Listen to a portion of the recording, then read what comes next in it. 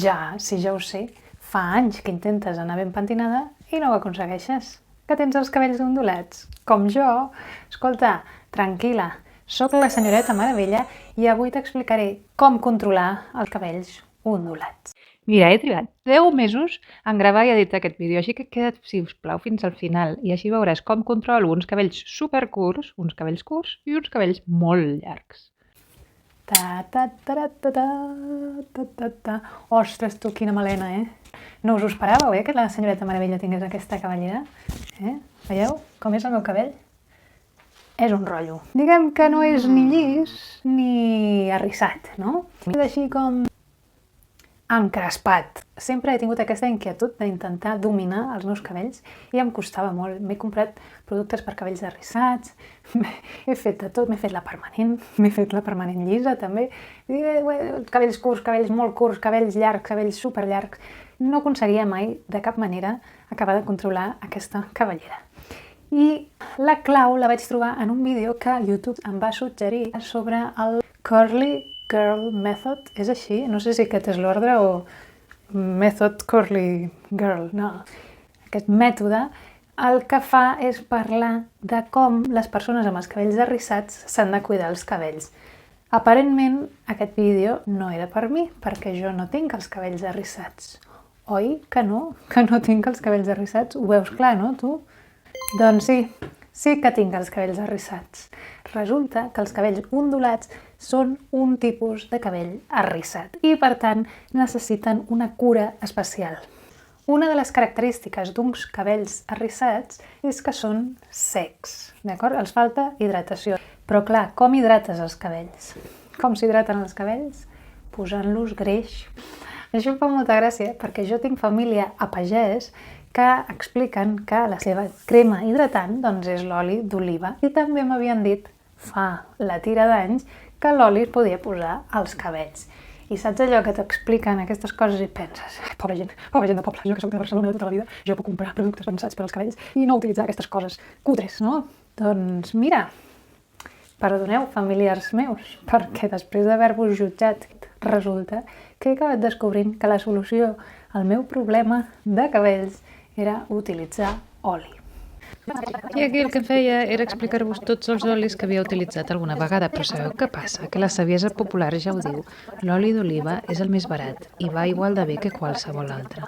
És a dir, qualsevol oli que poseu i us repartiu us ajudarà a cuidar dels vostres cabells. Jo al principi no controlava massa i si algú a la feina o així, algun amic m'ha vist alguna vegada amb el cabell greixós, jo tinc el cabell molt sec, per tant, si me l'heu vist greixós, era l'oli. M'havia passat amb l'oli. Tu no pateixis, que més endavant t'ensenyo com em poso l'oli. El que passa és que abans em poso a parlar d'altres temes. Jo l'oli de coco el faig servir per desmaquillar-me i per fer-me mascaretes, no sé si es diuen mascaretes, però llavors ja sí, passant-se, que quedi ben xupat tots els cabells. Fer després de dinar, si no has de sortir, fins a l'hora de sopar, llavors et dutxes i ja està. Quan et dutxes li costa una mica sortir, també t'he de dir. Vaja, una o dues ensabonades, doncs ja està. A part d'hidratar-se els cabells amb l'oli, també és important utilitzar algun xampú que sigui al màxim de natural possible, sense tornar-se boig, però com a mínim que no tinguis típics parabens, silicones i totes aquestes coses. I tornem-hi, vinc a enrotllar-me explicant tots els productes que no m'agraden. Doncs mireu, el que m'agrada és aquest, el de Veritas. Tercer, i això ho vaig aprendre quan em vaig fer la permanent arrissada, però després al llarg de la meva vida no ho estava utilitzant. És utilitzar una pinta, i no una pinta qualsevol, sinó una d'aquestes de pues molt amples. Si m'hagués passat el raspall, primer m'hagués donat com més encrespat i m'hagués atret tot l'arrissat. I encara et diré més, que de vegades jo em pentino així, amb els dits. De fet, si per casualitat de la vida et lleves amb uns cabells arrissats, ni se t'acudeixi passar-te ni la pinta, dits i avall. Sempre, si teniu els cabells molt enredats, sempre aneu de baix cap a dalt. A l'hora d'anar a dormir, aquests cabells, amb una funda de cotó normal i corrent, i amb els cabells deixats anar, doncs llevaria jo amb els cabells així. Perquè això no passi, jo sempre vaig a dormir amb 2 trenes. No és per fer una ona ni per res, és simplement perquè no es despentinin, no s'encrespin excessivament. Vaig a dormir així. Què us sembla? A més, la funda del meu coixí no és de cotó, és de seda. La vaig comprar per internet i crec que em va costar 20 euros. És una mica car per un tros de tela on només dorms, però crec que és com una inversió de temps a la llarga perquè cada matí quan et lleves doncs no tens la cabellera tan descontrolada. T'estaràs dient, escolta, meravella, vull dir, quina merda de cabells ondulats són aquests? Vull dir, jo m'esperava més, pot ser molt més. El que faré ara és anar al lavabo. Vinga, de fet, anem al lavabo junts i així ho veuràs. Hola, benvinguts al lavabo. Agafo tots els cabells, obro l'aixeta i amb la mà agafo aigua, d'acord? I ja cap aquí va. I ja està, tampoc cal que sembli que acabem de sortir de la dutxa. Anirem donant-li forma als cabells. Si alguna banda dels cabells jo m'estic notant per aquí seca, doncs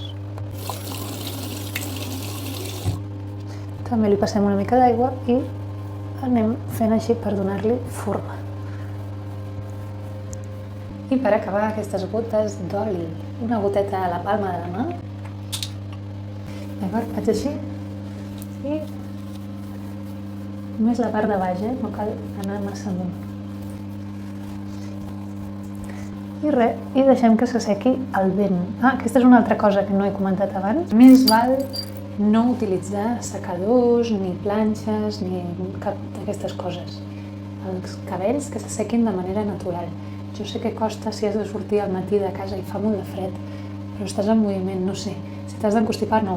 Una cosa que m'agrada molt fer mentre se m'asseca els cabells i moltes vegades ja els deixo posats és posar-me 2 clips d'aquests senzills perquè si no tot el pes dels cabells va cap endavant i jo tinc els cabells no gaire arrissats com esteu veient.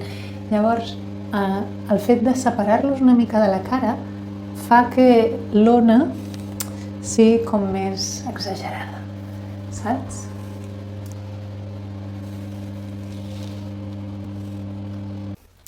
Doncs bé, ja torno a ser aquí. Han passat 30 minuts i com veieu els cabells doncs ja són una altra cosa. A veure, tampoc no són els cabells més arrissats del món, però home, jo penso que Déu-n'hi-duret, Déu-n'hi-duret, per no haver-me'ls rentat avui, trobo que tinc bastants ones, no? Per darrere no em queda tant, però és com tinc els cabells, vull dir, jo crec que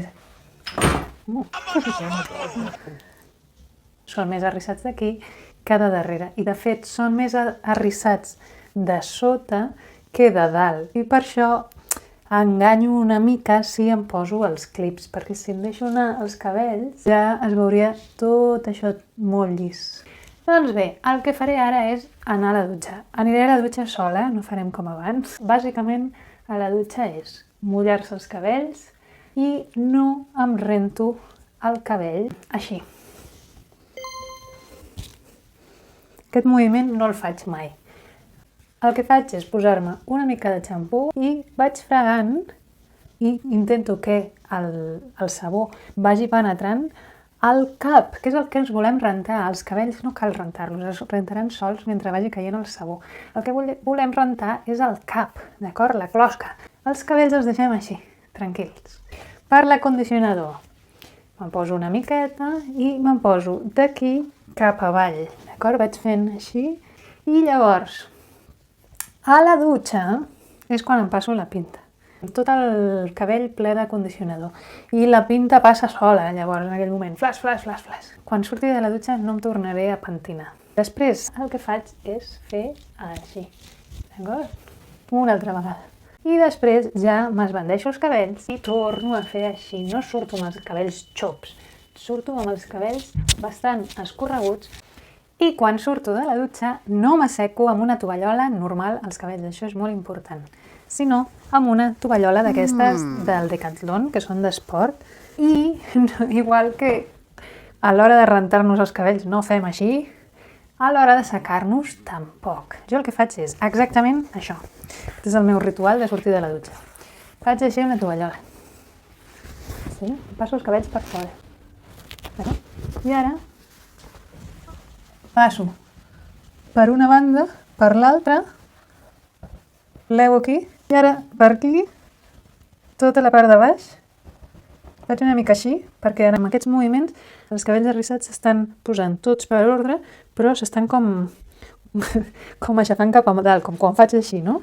Us els imagineu? I llavors vaig per casa, així. Si no aconseguiu fer aquests xurros que s'aguanten sols, jo moltes vegades acabo solucionant-ho amb una pinça. D'acord? Apa, que faig riure. Doncs bé, ja he passat per la dutxa, tinc tots els cabells mullats aquí, comprimits, agafant la seva forma, i han passat uns 15 minuts des que porto la tovallola. D'acord? Ara la traiem. Així, no cal posar-se cap per avall ni fer coses estranyes. I hi posem una mica d'oli. És el mateix que hem fet abans, però ara amb tots els cabells xups. Podem acabar de passar una mica les mans per dalt perquè tots aquests cabells que també s'hidratin i no es bufin tant. Doncs ja han passat 5 hores des que m'he dutxat i podeu veure com estan els meus cabells en aquest moment. Doncs així seria com quedaria, diguem, de la manera habitual, no? Quan acabo de sortir de la dutxa i tot això. Com sempre, els cabells més arrissats estan a sota, per tant, potser per lluir una mica hauria de posar clips aquí i que ensenyés la part de sota. Si tingués un casament, el que faria seria utilitzar un assecador amb difusor. El que faig en aquestes ocasions és posar-me llavors sí alguna escuma o algun producte que mantingui el rínxol. He descobert un gel que va molt bé, us l'explico al final del vídeo. Aquest procés el vaig començar com fa 2 anys o així, i jo crec que ara tot aquest cabell ja no ha estat maltractat per la planxa, que jo la feia servir molt, els assecadors, qualsevol tipus de xampú i tot això. I he notat que ha anat canviant.